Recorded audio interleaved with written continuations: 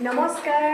এতিয়া মই আপোনালোকক এটা কথা কওঁ হা, মই এটা বহুত জৰুৰী কাম কৰিবৰ কাৰণে এতিয়া মানে ৰেডি হৈছোঁ আৰু মানে কামটো কি বুলি ক'ম, এইটো আচলতে চবৰে কাৰণে জৰুৰী, অকল মোৰ কাৰণে নহয়। বাহিৰত যিহেতু বৰষুণ দি আছে, গতিকে এই যে আমাৰ ঘৰৰ যিবিলাক সদায় ওলোৱা জাবৰ মানে পেকেট এইবিলাকৰ কথা কৈছোঁ আৰু এইবোৰ জমা কৰিলে মানে বাহিৰত ইমানেই বৰষুণ যে জ্বলাব পৰা নাই আৰু কিমানখিনি জমা হৈছে চাওক, ইমানখিনি।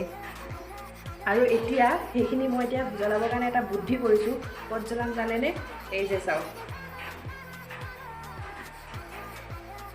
আমি জাবৰখিনি মানে য'তে ত'তে নেপেলাওঁ, কিয়? কাৰণ কওকচোন, য'তে ত'তে যেতিয়া পেলোৱা যায় ন এই বাৰিষা সময়তে, কাৰণ এইবোৰতো পচি নাযায়, অৰ্থাৎ বাহিৰত বহুত আৱৰ্জনা হৈ যায় আৰু তাৰ পৰা বহুত পলিউশ্যন, বহুত বেয়া মানে একদম জেগাবিলাকো বেয়া লগা হৈ যায় দেখি। তাতকৈ যদি ঘৰতে জ্বলাই দিওঁ বা বাহিৰত হ'লেও জ্বলাই দিওঁ ন, পৰিৱেশটো মানে চাফা হৈ থাকে। গতিকে সকলোৱে যাতে এই জাবৰবিলাক মানে ৰাস্তাই ঘাটে নাপেলাই যাতে জ্বলাই দিয়ে, এইটোৱে মই বিচাৰোঁ।